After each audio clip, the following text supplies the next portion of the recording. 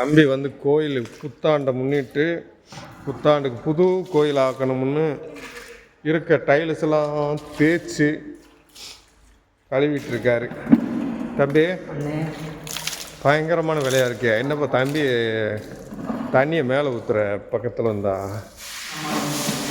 ஆ ஆ போன வருஷம் கழுவுது, இடையில மாப்பு மட்டும் தான் போட்டுருந்தோம். சரி, இன்னைக்கு வந்து வரனால அம்மாவங்களுக்கு எல்லாம் கருவறையெல்லாம் கழுவி விட்டு போட்டிருந்த கோலத்தெல்லாம் பாலாக்கிட்டியப்பா. அவங்களுக்கு எல்லாம் கருவறையெல்லாம் ஏப்பா என்ன கஷ்டப்பட்டு கலர் கலராக கோட்டம் போட்டா? முடியாது, அமாவாசை பண்ணிட்டு மாப்பு மட்டும் போட முடியும். சரி, அதாவது சேவை அவ்வளோவா இது ஆகுது.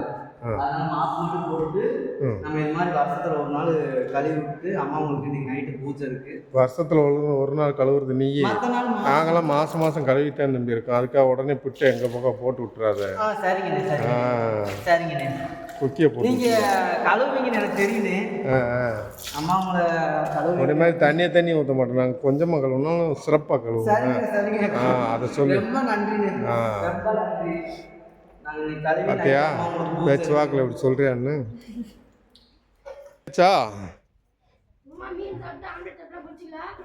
நான் குளிச்சுட்டேன் தம்பி, நல்லா சுத்தமாக தான் இருக்கும்.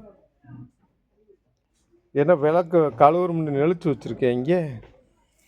ஏங்க தம்பி நெளிச்சு வச்சுருக்கேன் இங்கே ஒன்று? ஆமாம், கோயில் கழுவியாச்சா? சுத்தமாக ஒரு கரை கூட இல்லை. நைட்டு விளக்கு ஏற்றுற கரை ஆக்கிடுவீங்கல்ல, அப்புறம் என்ன அதுக்கு மேலே?